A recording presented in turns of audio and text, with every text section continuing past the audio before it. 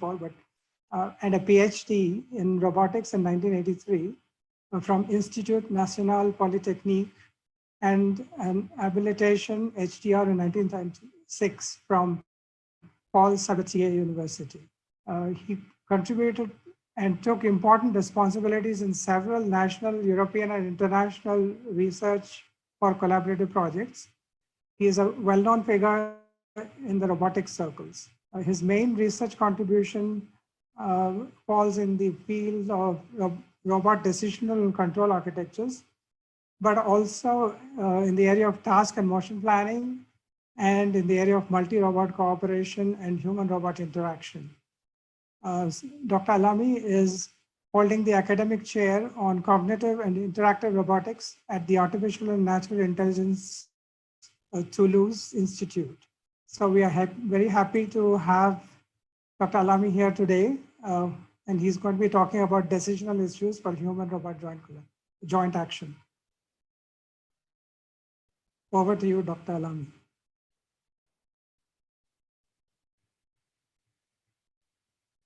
Now I have some. Thank you very much. Thank you for the introduction. I'm very happy to be here and to share with you this discussion and this presentation. So please, could you warn me 5 minutes before the end so that I conclude? Because I'm a little verbose, and perhaps I will not stop on time, but I will do my best, of course. Okay, no problem. Okay. So as you mentioned, I have my students have made yesterday a tutorial about some of the tools and approaches, essentially the tools based on the approaches I will discuss here. So perhaps it should have been better if I've done this presentation before, but however, these are complementary, I would say, approaches to the problem. So I will focus here essentially on the, I would say, broad spectrum of this challenges for human-robot interaction, and more precisely human-robot joint action, as it is mentioned here, and even more precisely on the challenges for the decisions of the robot, challenges for the robot. So I have, yeah, sorry.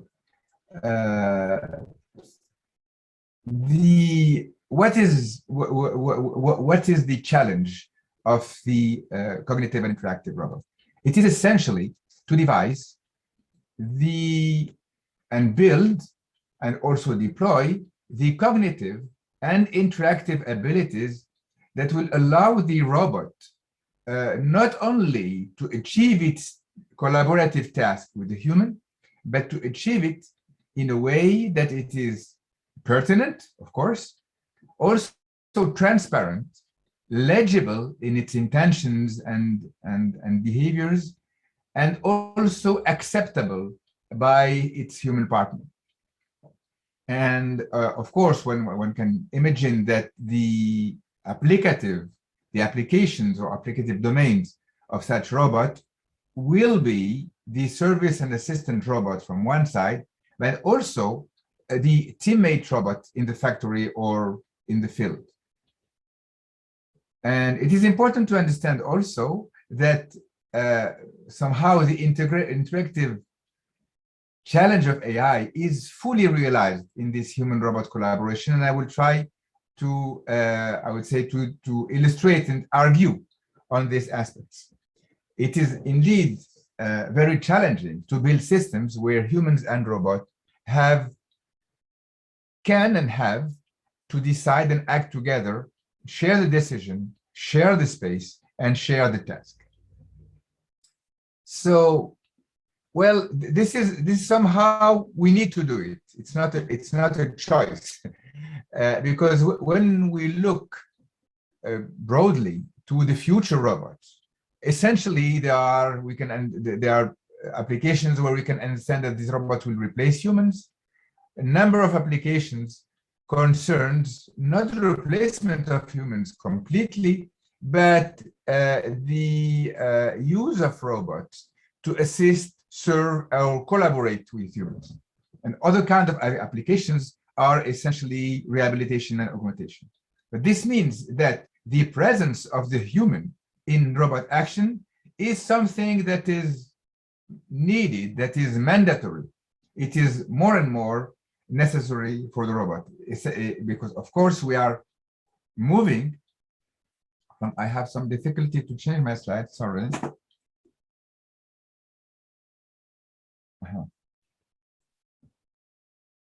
Hello, do you hear me? Yeah, we can hear you, Professor Alami. Very good. I'm in difficulty. It seems that my screen is blocked.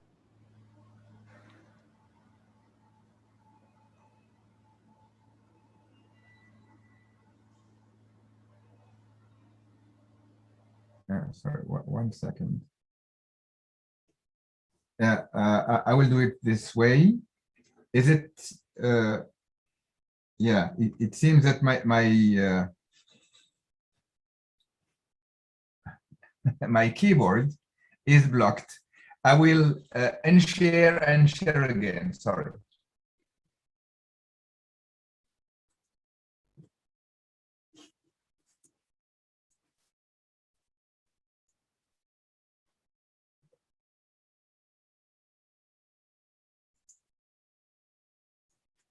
Yeah, I don't know what happens. Is that it seems that my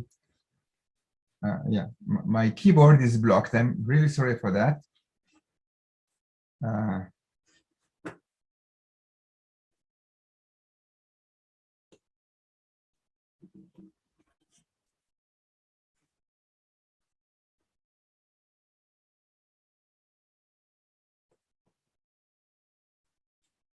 How?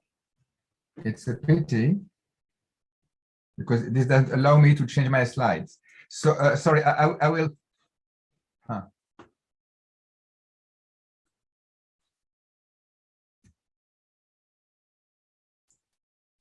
Yeah, I think it's my PowerPoint. I will quit it and launch it again. Sorry. Yeah, sure. Yeah.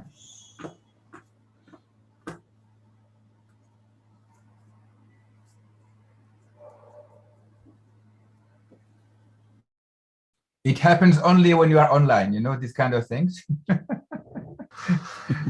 Murphy's Law, right? So. It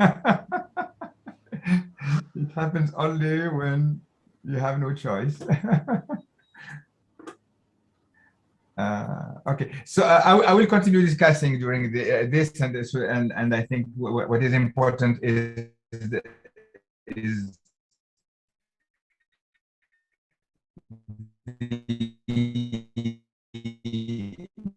message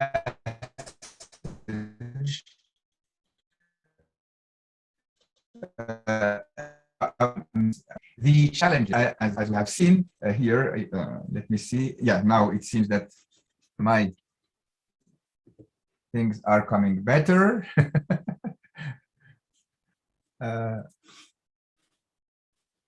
Yes, I am.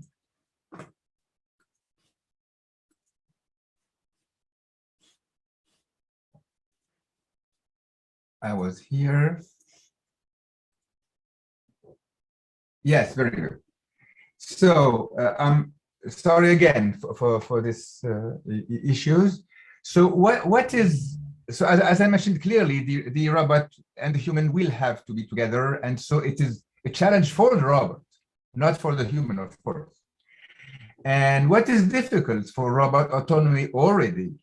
We know this, and we know that autonomous robots is very difficult, essentially because when it has to face variety of environments, variety of tasks, uncertainty before deployment, you don't know exactly what will happen before deploying, and uncertainty in open, non-protected, and non-structured and dynamic environment, which is exactly what happens when you are in human-centered situations.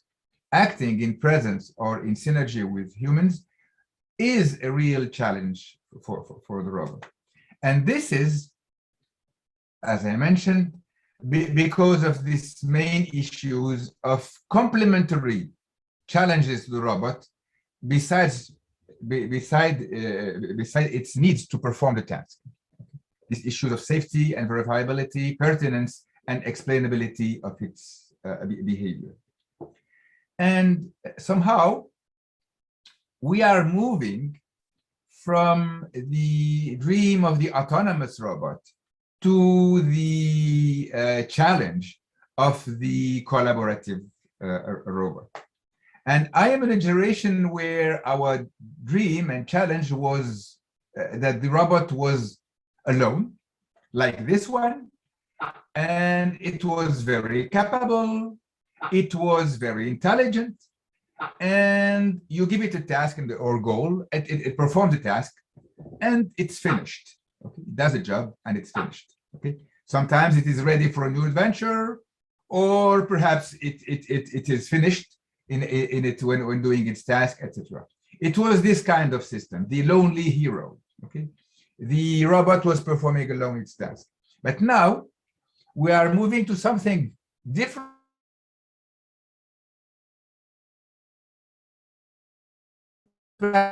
More difficult, which is in this area of inquiry where we have to understand, to implement, and to deploy the social side of the robot. And my discussion will be essentially about what does it mean, okay? And what are the consequences of this new ability, this new needs somehow on the decisional abilities of the robot.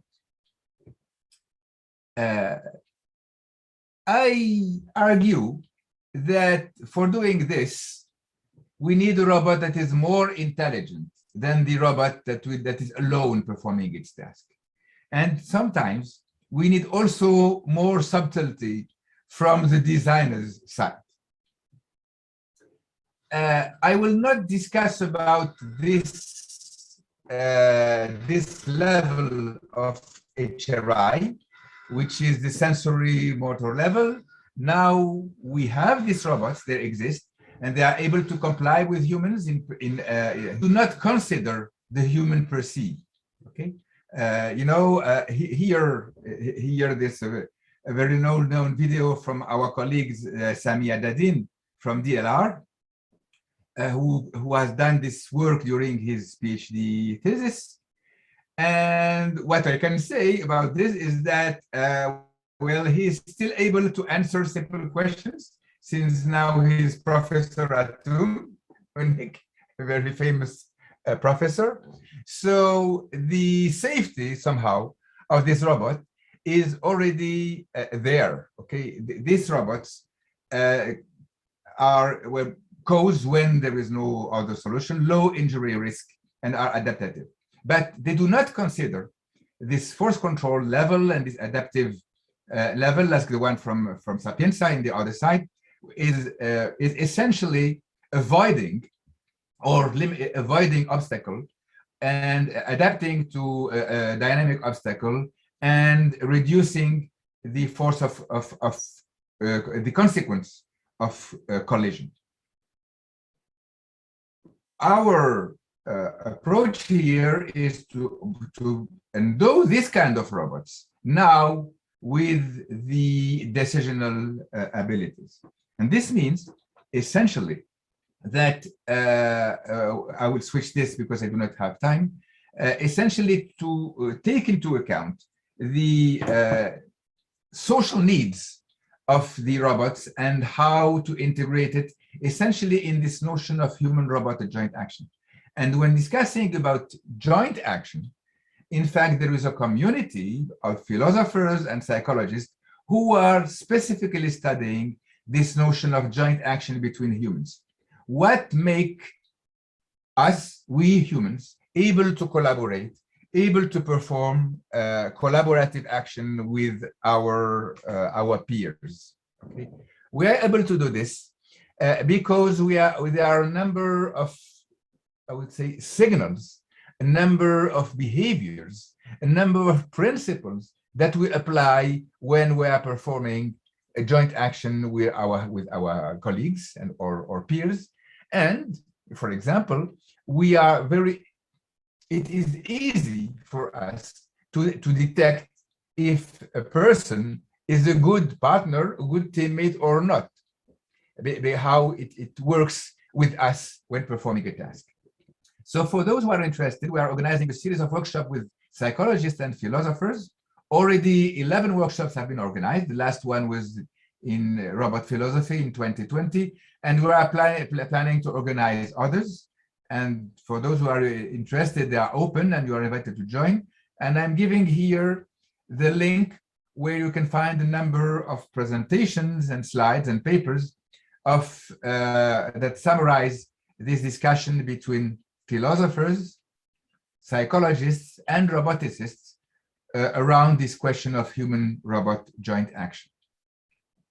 Indeed, this concept and the mechanisms of joint action are key. Okay, it is essentially the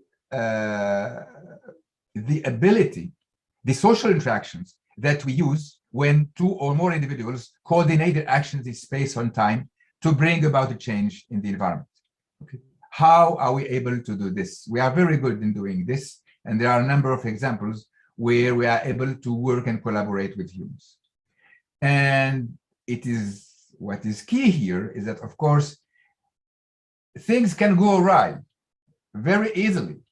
And it is there that our ability to perform joint action of humans and to adapt and to monitor and to facilitate the action of the other is key when we perform joint action with humans. And it is exactly on these topics that we'll try to, I would say, to develop the behaviors of our robot, okay, for this kind of applications that are now very known somehow, okay? Service, assistance, and teammate or co-robot, like some people say. So now we are on the topic building the decisional processes of the robot. So this is a slide which tries to summarize a little how we tackle this issue. You have the human, you have the robot. They are facing one another. They are somehow in multimodal dialogue. They can do gesture and actions and speak. They are also doing mutual observation. The robot observes the human observes the robot. And what is very important is to endow the robot with the capacity to consider and to take into account the fact that it is observed. Okay? It is the second level which is important. And having this, we assume there is a task to perform.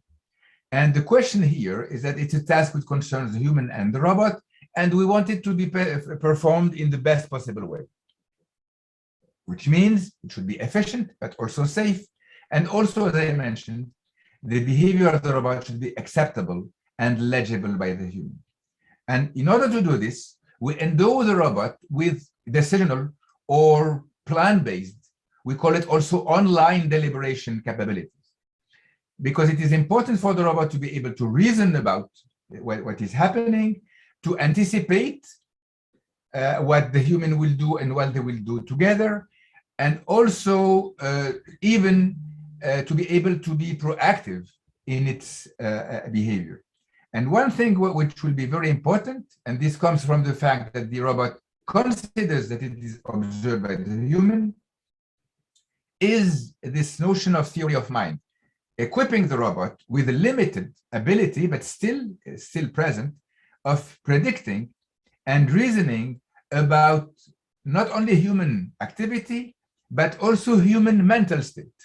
Okay, does he know what I'm doing, what I'm waiting for him or her, do we share a common knowledge about what is happening?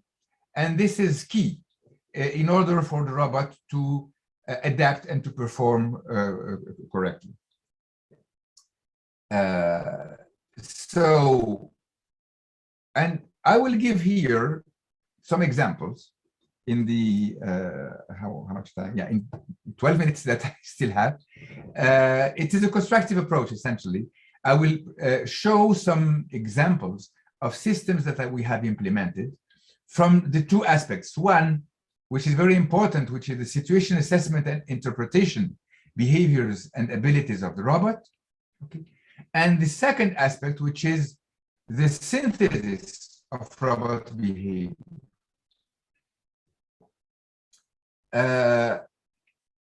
In fact, what we have done based on this constructive approach is that we have studied, based on this discussion with our colleagues, as I mentioned, of philosophers and psychologists, of some number of key ingredients that we think are necessary for the robot to behave like we want. And these key ingredients are components that are implemented in software modules that are integrated and articulated in the control architecture. Some of them are mentioned here. For example, one key aspect is already human-aware navigation. Okay, how the robot should simply navigate, or human-aware, the ability of the robot to move its arm and to manipulate interactively objects with humans. And these are based on something that is key, which is this notion of managing the beliefs of the human, what the human knows about the task, what the human knows about the robot, and the task which is performed. And in order to do this, we are also working on the key notions of affordances, which allow the robot to focus on what is important, what the human can do, what the human can see, what the human can reach, and the same for itself. And this will allow the robot to build what we call a perspective taking, to place itself in the shoes of the human. Okay? And having this, only then the robot will be able to plan, okay, and to build a plan, to build a shared plan where it will help the human, assist the human in performing the task. And another key aspect here is that even if it seems like a multi-agent system, human and robot, they are not equal. Okay, the robot is here to help and to serve the human, and not the converse. The human is not there to help the robot or to facilitate the work of the robot. We want exactly the converse, of course. However, the human should be and must be, as we have seen, a good and partner of the robot. Because if he is not, or he or she is not, this cannot work somehow. We have applied this, and we have some results on various contexts. I'm giving here some examples. We have deployed, for example, a service guide robot in Schiphol Airport. This robot was able to guide persons from one gate to another in the terminal of Schiphol Airport, and it worked quite well, avoiding in a comfortable and legible way the crowd, I would say, in a crowded environment, and also guiding correctly a person to a specific gate and a request. We have worked also on the assistant robot at home, where essentially the issue here is to perform, I would say, intelligently fetch and carry tasks. Okay, give me this. Where are my glasses? Where's the remote control of the TV, etc. Where I would like a book, and the robot is able to do the fetch and carry and give the object in a comfortable way and adaptive way to the human it assists. We have also developed an application where a robot is here in a mall and giving indication to humans. And here what is interesting, it has, and again illustrating this ability of doing perspective, the robot for doing this guidance, not only reasons of its own perspective, what it sees, but also on the perspective of the human. Okay, and eventually asking the human to move a little in order to better see the shop, for example, or the corridor or the stairs the robots wants to point at. The last example that I'm showing here, which has also allowed us to exhibit some of the capabilities of our robot, is I would say the teammate robot in a factory. This was done in a project where we illustrated the ability of the robot to perform and assist and share an assembly task with the human. Here again, we're doing fetch and carry, but also adapting to human needs and to human change of mind or change of focus during action, during the accomplishment of the task. So under the hood, it's I would say it's more complex. Of course, it's essentially a number of components, of software components that and what is important in these components, which correspond to the architecture, is this notion that has been illustrated yesterday by my students of the consideration of humans in the models that are used in these different situational assessment or planning algorithms.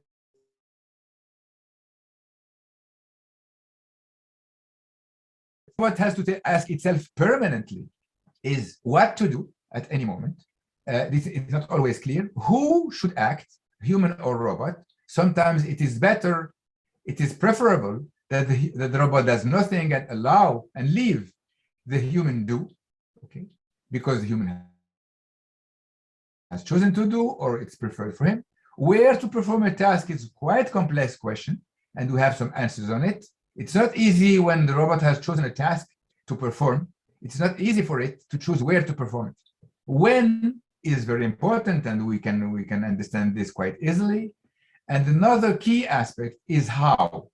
Very often, there are different ways, there are many, many ways to achieve a task, to perform a task, and only some of them, the how, are preferred to others or are pertinent compared to others. And these questions has to be considered by the robot at different levels of abstraction, from the highest level to the fine details of the actions, and also at various time of horizons. What should I do now? What are we planning to do in the future? And all this means that we are in the quest of models, of the pertinent models, and also the quest not only of models, but also of, I would say, validating these models. And since I have 5 minutes now, I will switch to some examples. The first one, as I mentioned, is perspective taking. Okay. The perspective taking is the ability for the robot to compute affordances and to put itself in the shoes of the human. Here, a situation that we would like to avoid, okay, having the different perspective. The robot should comply and adapt to the perspective. As consequence, a big consequence on situation assessment globally, because it means that the robot should not only build its own belief of the context, but also the beliefs of the human.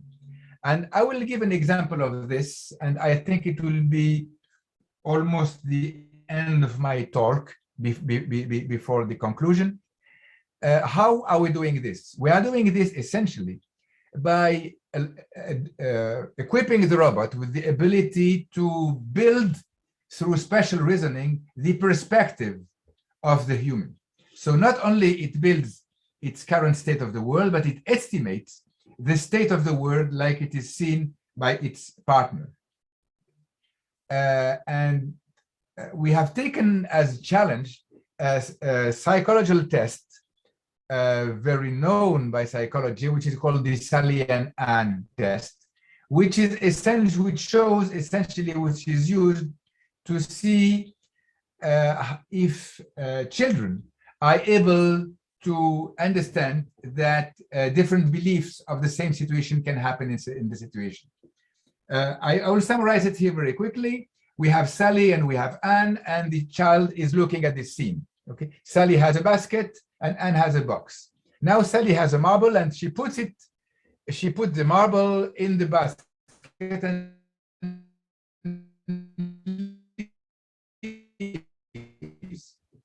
and takes the marble and puts it in the basket.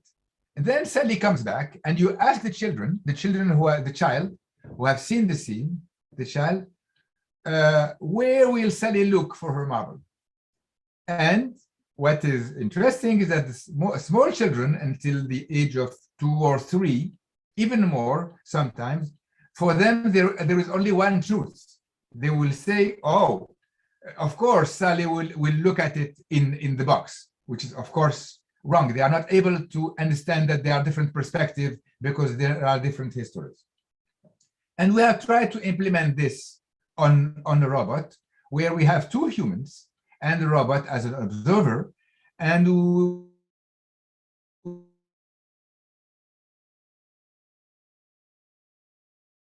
see it now running.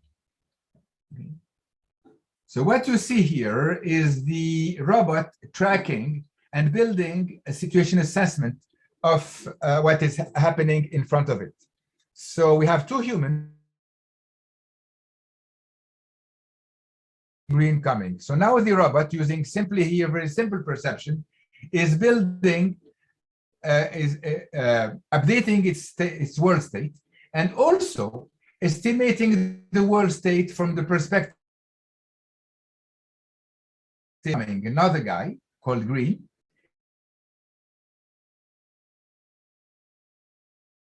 The second guy, but also try to compute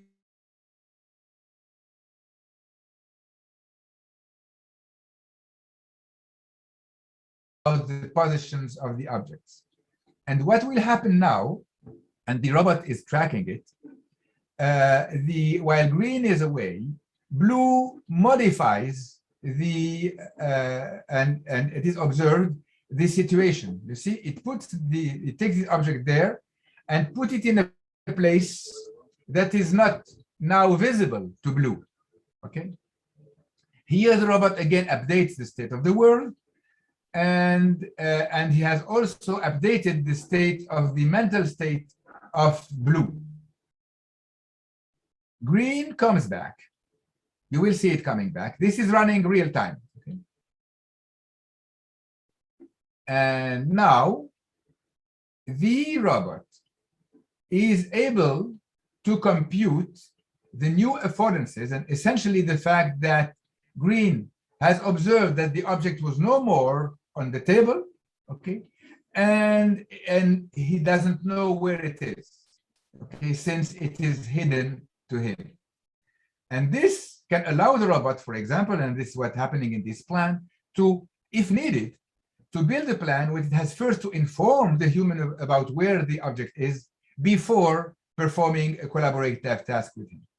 And having this ability will allow the robot to be far more pertinent in its abilities.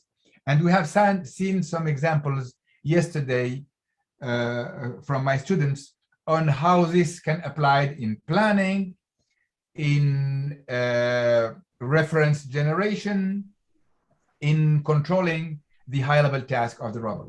Okay. Here again, the same. The robot is not only building its own perspective, which is the left one, but the perspective of the human. So, for example, here the robot is able to understand, because he has seen the human, that he is seen by the human.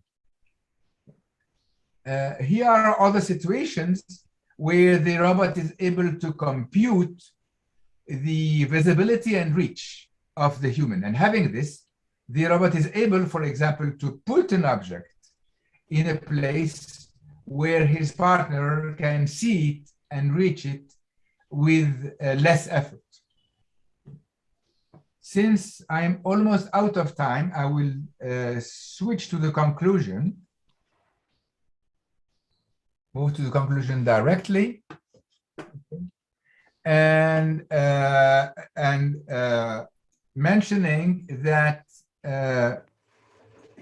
of course, this work is not my work only, but the work of a large number of co-authors with me, and there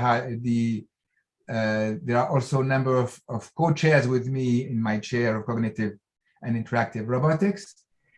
And the key issue that we are studying in this framework are cost-based search linked to proxemics, visibility, effort, and social rules, constraints on placement and postures of robots, grasp, reach, also protocols that should be respected, and rhythm and social rules that should be respected by the robot. And finally, the features I mentioned, which are comfort, acceptability, and intention. And some of them can be somehow introduced in the models, at least in the first step. Thank you very much. I'm stopping here and open for questions. Thank you, Dr. Alami. I think that was a really fascinating and interesting talk. And I guess this is certainly the future aspects and future topics where all of us have to think about the kind of things you mentioned when we design robots. If there are any questions, you can type them or maybe unmute yourself and ask. And while that is happening, I had a question on the 4 experiments you showed. And there were 2 of them where the service robot was basically answering questions, whether in the airport, Schiphol, or in the mall. And the question to you is, do you think the physical aspect of the robot, its ability to give gestures, is really important in these applications? I mean, does it make a difference, or just having like a console with a LCD screen and a microphone is good enough, right? It's a good question. I think that there are. It depends on the. It depends, I would say, in the task and the context. In some tasks, in some contexts, what is needed is embodiment. Okay, the robot should be present to share the task and the space. Okay, for example, to point to something, we have to share the perspective. On a screen, you cannot share the perspective. Perhaps you can show the place where to go. Yeah, of course, there are ways of doing, but really sharing the perspective, for example, or handing over an object, etc., you need the presence. Now, does the robot need to be like a human or like a humanoid? That's not for sure, not necessarily. It needs certainly a way to point, to physically point. It needs also some kind of head for focusing and the interaction, and also for exhibiting its attention. Okay, so this is what we think is trying to be important. And you are perfectly right. What we are trying to do, and this is what we are doing with our colleagues, is to do some kind of minimally, I would say, minimally presence of physical robot, but still pertinent and necessary for the task. Great, thank you. I think that was a really wonderful talk. And again, I thank you, and also your students for giving the tutorial, which is, as you said, quite complimentary to what you said. Thank you very much. Yeah, and